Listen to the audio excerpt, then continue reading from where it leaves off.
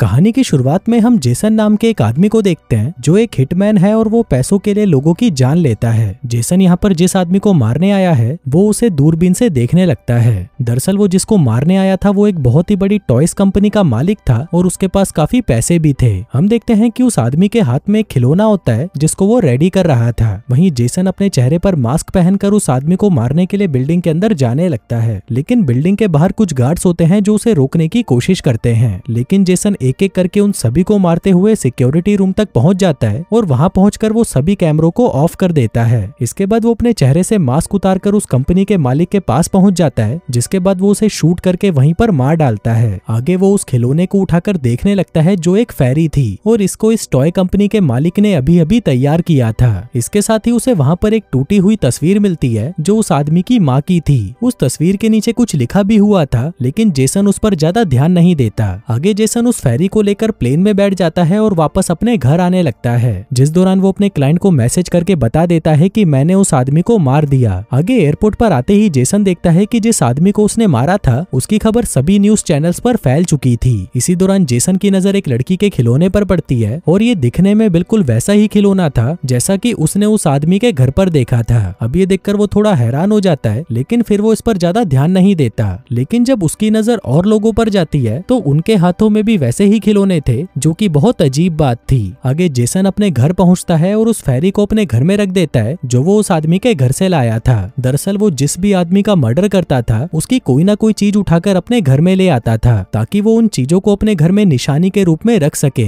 अब जेसन काफी ज्यादा थक चुका था तो वो अपने सोफे पर ही सो जाता है, लेकिन फिर आधी रात को उसके घर की डोरबेल बजती है और जब वो गेट के बाहर लगे कैमरे पर चेक करता है तो बाहर उसकी रिसेप्शनिस्ट होती है जिसके हाथ में एक बॉक्स था। लेकिन जब जेसन दरवाजा नहीं खोलता तो वो लड़की उस बॉक्स को उसके दरवाजे पर ही रखकर वहां से चली जाती है। आगे जेसन उस बॉक्स को घर के अंदर ले आता है, लेकिन बॉक्स खोलने से पहले जेसन काफी डर रहा था क्योंकि उसे पता नहीं था कि आखिर इस बॉक्स के अंदर क्या है। वो देखता है कि उस बॉक्स के ऊपर एक नोट लिखा हुआ था जिसके साथ एक सिग्नेचर भी था और ये सिग्नेचर सेम वैसा ही था जैसा कि उस आदमी की माँ की फोटो पर था। अब जेसन उस बॉक्स को खोलने में काफी डर रहा था, लेकिन फिर भी वो हिम्मत करके उस बॉक्स को खोल देता है। वो देखता है कि जैसा वो सोच रहा था उस बॉक्स के अंदर वैसा कुछ नहीं है। उसके अंदर तो बस एक टॉय आर्मी थी जिसके पास अपनी कुछ बंदूकें और हेलीकॉप्टर्स थे। इसके बाद जब जेसन किचन में होता है तभी वो टॉय आर्मी वाला बॉक्स अपने आप नीचे गिर जाता है। अब ये देखकर जेसन काफी हैरान हो जाता है क्योंकि उसने तो बॉक्स को ठीक से रखा था तो वो नीचे कैसे गिर गया। आगे जब जेसन उस बॉक्स के पास आकर देखता है तो उसे पता चलता है कि उस बॉक्स के अंदर से टॉय की आर्मी गायब है। ये देखकर वो और भी ज्यादा परेशान हो जाता है, पर तभी उसके घर में काफी अजीब चीजें होने लगती हैं, जैसे उसके घर के पर्दे अपने आप ही हिलने लगते हैं और उसके घर की लाइट्स अपने आप ही ऑन ऑफ होने लगती हैं। तभी जेसन की नजर अपने घर की केबल पर जाती है जो किसी ने काट दी थी। अब जेसन ये सब समझने की कोशिश कर ही रहा था कि तभी उसे पैर पर कुछ चुभने का एहसास होता है। आगे जब वो ये चीज निकाल कर देखता है तो ये वही हथियार था जो उन टॉय आर्मी के सोल्जर्स के पास था। इसके बाद वो जैसे ही अपने टेबल के नीचे झांकता है तभी वो टॉय आर्मी उसके चेहरे पर गोलियों से हमला कर देती है, जिससे वो पीछे हट जाता है। इसके बाद वो टॉय आर्मी जेसन की तरफ एक छोटी सी मिसाइल छोड़ती है जो कि उसकी टांग पर जाकर लगती है और इस मिसाइल से जेसन की पैंट में आग लग जाती है। अब जेसन उनसे बचने के लिए जल्दी से वॉशरूम में घुस जाता है और तभी वो देखता है कि उसकी टांग में बहुत ज्यादा चोट लग चुकी है और इसके साथ ही उसके चेहरे पर भी बहुत सारी छोटी छोटी गोलियां लगी हैं। आगे जेसन उस वॉशरूम के अंदर से ही एक मिरर का इस्तेमाल करके उस टॉय आर्मी को देखने की कोशिश करता है और तभी वो देखता है कि वो टॉय आर्मी उसके घर में अंधेरा करने के लिए उसकी सभी लाइटों को डिस्ट्रॉय कर रही थी। वहीं एक सोल्जर जेसन को उन्हें देखते हुए देख लेता है, जिसके बाद वो उस मिरर के ऊपर हमला कर देता है और उस मिरर को तोड़ देता है। तभी जेसन गुस्से में अपनी एक गन लेकर बाहर आता है और उन पर गोलियां चलाने लगता है, लेकिन वो जितने भी सोल्जर थे वो सभी सोफे के नीचे छुपे हुए थे और वहीं से ही वो जेसन पर हमला भी कर रहे थे। तभी जेसन भागकर अपने कैबिनेट में से एक बड़ी सी गन निकालता है और उन सोल्जर्स पर लगातार गोलियां चलाने लगता है, जिससे वो टॉयस आर्मी शांत हो जाती है। तभी इसी बात का फायदा उठाकर जेसन सोफे के सारे कुशन हटा देता है और उस सोफे को गोलियों से छलनी कर देता है, जिसके बाद वो सोफे को पलट देता है और देखता है कि बहुत सारे सोल्जर्स मारे जा चुके हैं और जो सोल्जर्स जिंदा बचे थे वो अपने साथियों की मदद कर रहे थे। वो उनको अपनी जीप में बिठाकर यहाँ से भागने की कोशिश करते हैं। अब ये सब देखकर जेसन को अपनी आंखों पर यकीन ही नहीं होता।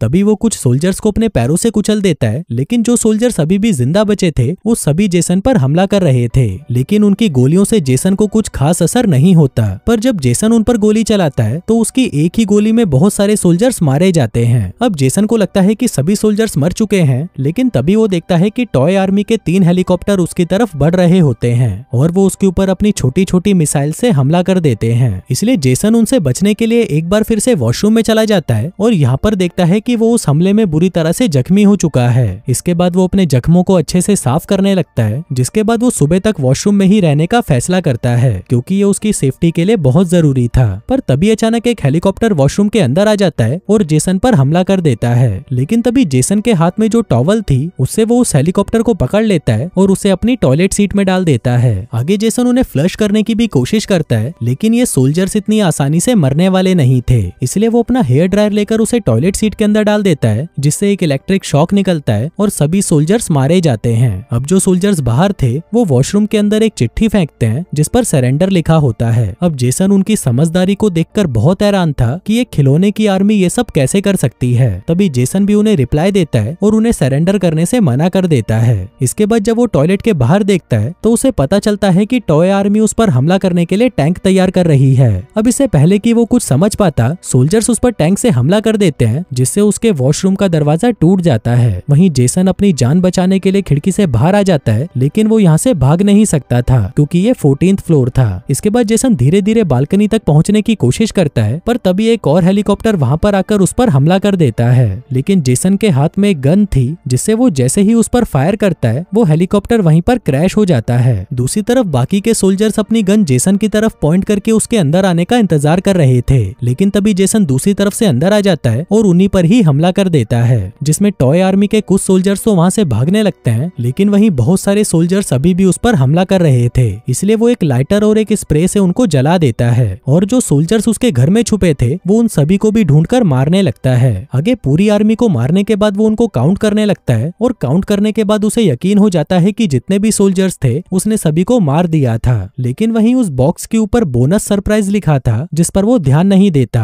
आगे जेसन रिलैक्स होने के लिए पूल में चला जाता है, लेकिन तभी पूल में उसके हाथ की नस कट जाती है। जेसन जब बाहर आकर देखता है तो उसके हाथ में से बहुत सारा खून बह रहा था, इसलिए वो खुद ही अपने कटे हुए हाथ को सिलने लगता है। हम देखते हैं कि जेसन अब बहुत ज्यादा परेशान हो चुका था, इसलिए वो अपना घर छोड़कर जाने लगता है, लेकिन जब वो लिफ्ट से नीचे जा रहा था तभी लिफ्ट में शॉर्ट सर्किट हो जाता है, जिससे लिफ्ट बीच में ही फंस जाती है। अब यहाँ पर पूरी तरह से अंधेरा हो चुका था, तो जेसन अपने फोन की फ्लैशलाइट ऑन करके चेक करने लगता है। तभी उसकी नजर एक कमांडो पर पड़ती है जो अभी भी जिंदा था, लेकिन इससे पहले कि जेसन उसे पकड़ पाता वो वहाँ से भाग जाता है। आगे जेसन उस लिफ्ट की सीलिंग को ओपन करके पास वाली लिफ्ट में चला जाता है, लेकिन तभी वो नीचे गिर जाता है। अब ऊपर से नीचे गिरने की वजह से उसे बहुत ज्यादा चोट लग चुकी थी, जिस वजह से अब वो ठीक से चल भी नहीं पा रहा था। इसी दौरान वो कमांडो भी वहाँ पर आ जाता है और जेसन के सीने पर बैठकर उस पर चाकू से हमला करने लगता है, लेकिन उसके चाकू से जेसन को कुछ खास चोट नहीं आती और वो उसे अपने हाथ से नीचे गिरा देता है। इसके बाद वो उस कमांडो को पकड़कर उसके सिर को लिफ्ट के बीच में रख देता है, जिसके बाद जब लिफ्ट बंद होती है तभी उस कमांडो की मौत हो जाती है। अब उस कमांडो को मारने के बाद जेसन बहुत खुश था और उसे लग रहा था कि अब वो पूरी तरह सेफ है, लेकिन तभी वो देखता है कि उस कमांडो की बॉडी के अंदर एक बॉम्ब लगा है। अब इससे पहले कि जेसन वहां से निकल पाता वो बॉम्ब ब्लास्ट हो जाता है और जेसन की मौत हो जाती है। इसके बाद हम देखते हैं कि जो फेरी जेसन अपने घर पर लेकर आया था वो उसके मरने की खुशी में डांस करने लगती है। और दोस्तों इसी के साथ ही ये कहानी यहीं खत्म हो जाती है।